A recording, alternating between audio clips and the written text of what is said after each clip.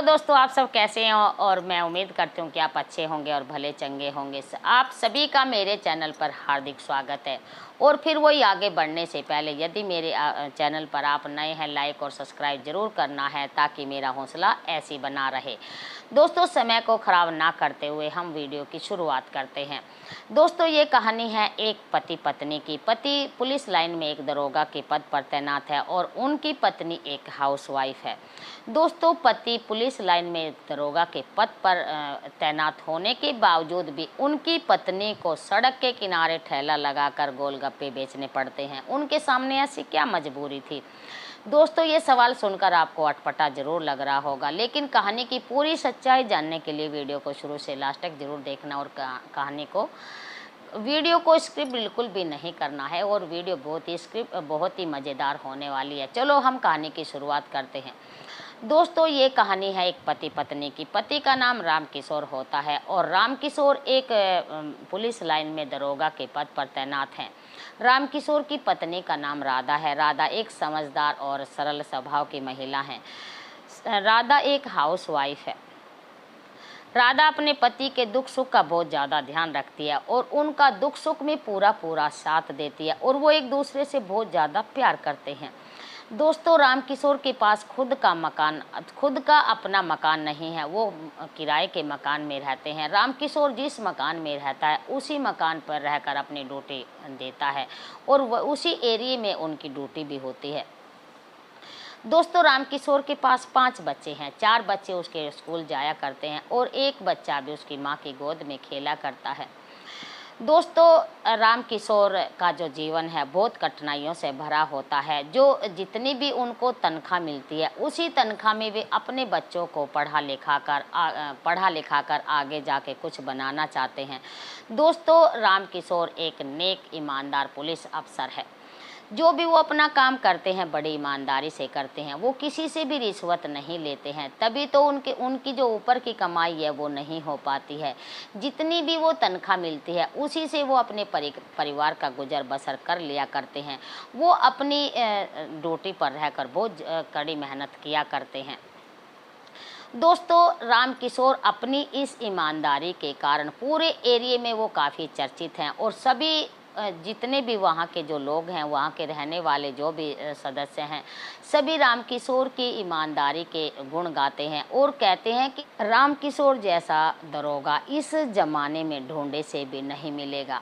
राम किशोर को दूसरों की जो गरीब लाचार व्यक्ति होते हैं उनकी मदद करना बहुत अच्छा लगता है। राम किशोर अपने ड्यूटी को बहुत ईमानदारी से निभाते हैं और वो रात दिन कड़ी मेहनत करते हैं। राम किशोर को जब भी तनख्वाह मिलती वो अपनी पत्नी को ला कर दे दिया करते हैं। तनख्वाह मिलने से पहले ही राधा अपने खर्चे की एक लिस्ट बना लिया करती है, जिससे सबसे पहले वो बच्चों की फीस का खर्चा निकालती है। दूसरे नंबर पर वो घर के जो बिजली का बिल है उसे अलग करती है। तीसरे नंबर पर वो अपने जो घर का किचन का जो सामान है उसके लिए पैसे बचाती है और तीसरा जो अन्य जो एक्स्ट्रा सामान बच जाता है उसके लिए। लेकिन राम किशोर की पूरी तनख्वाह में घर का खर्चा नहीं चल पाता है। उनकी तनख्वाह भी घर के खर्चे में कम पड़ जाती है। राधा एक दिन अपने पति से कहती है कि तुम तो अपनी ड्यूटी पर रहकर मेहनत कर ही रहे हो और क्यों ना क्यों मैं भी एक छोटा मोटा काम करके घर के खर्चे में आपकी मदद कर सकूं। मुझे गोलगप्पा बनाना बहुत अच्छा आता है, जिससे हमारे दोनों की मेहनत से, दोनों की कमाई से हमारे जो घर का खर्चा है वो बहुत अच्छे से चल सकेगा और हमारे बच्चों को अच्छी से अच्छी तालीम मिल सकेगी, जिससे हमारे बच्चे आगे जाकर अच्छी से अच्छी पढ़ाई कर सकेंगे। दोस्तों, राम किशोर एक सीधा साधा और ईमानदार व्यक्ति तो था ही, तो वो अपनी पत्नी को बिना सोचे समझे और बिना कुछ जाने वो अपनी पत्नी को गोलगप्पे की रेहड़ी लगाने की इजाज़त दे देता है। एक दिन राम किशोर अपने पूरे स्टाफ के साथ उसी मार्ग से कहीं जा रहे थे। तभी गाड़ी में बैठी एक हेड कांस्टेबल राम किशोर से कहती कि सर, मुझे गोलगप्पे खाने का मेरा बहुत ही मन है और गाड़ी को साइड में लगा लीजिए। राम किशोर उस हेड कांस्टेबल से कहते हैं कि हमें बस्ती में बहुत ही जल्दी पहुंचना है और हमें जाते जाते देर हो जाएगी, लेकिन हेड कांस्टेबल जिद करती है कि मुझे गोलगप्पे खाकर ही चलना है। रामकिशोर गाड़ी को साइड में लगा देते हैं और सभी गाड़ी से उतरकर गोलगप्पे की रेहड़ी के पास जाकर खड़े हो जाते हैं। जैसे ही पूरा पुलिस स्टाफ गोलगप्पे की रेहड़ी के पास खड़ा हो जाता है, गोलगप्पे बेचने वाली सभी को दोने बांटती है और रामकिशोर अपनी पत्नी को इस रूप में देखकर उनको काफ़ी शर्मिंदगी होती है और अपना सर शर्म के मारे नीचे झुका लेते हैं। वो गोलगप्पे बेचने वाली कोई और नहीं होती है, वो रामकिशोर की पत्नी राधा होती है।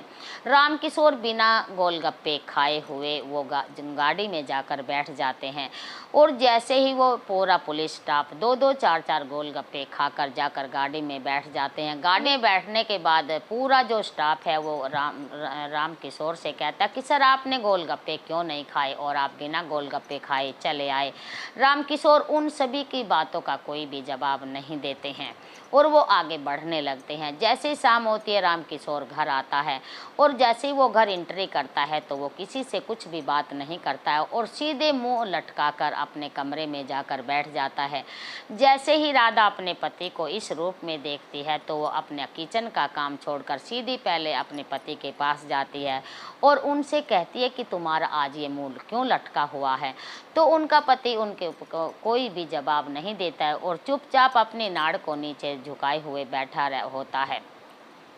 तो राधा उनसे कहती है कि इसमें बुराई ही क्या है, जो कोई व्यक्ति है, कोई औरत है या आदमी है, कोई काम छोटा है या बड़ा है, इसमें सभी काम करते हैं, मैं काम कर रही हूँ तो इसमें बुराई क्या है।